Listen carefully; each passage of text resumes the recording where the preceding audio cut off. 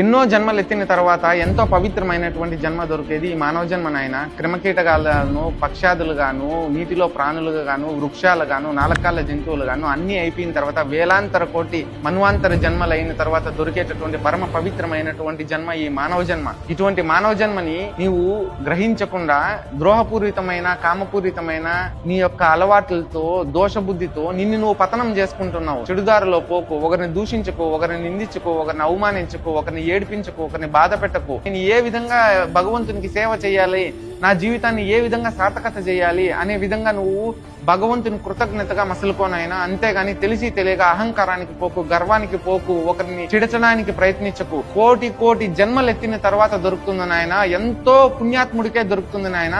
ఆ జన్మములో పాపాలు చేస్తే మళ్ళీ ఇంకో జన్మ మానవ జన్మ ఎత్తి మళ్ళీ లేనిపోని బాధలు పడతాను నాయన.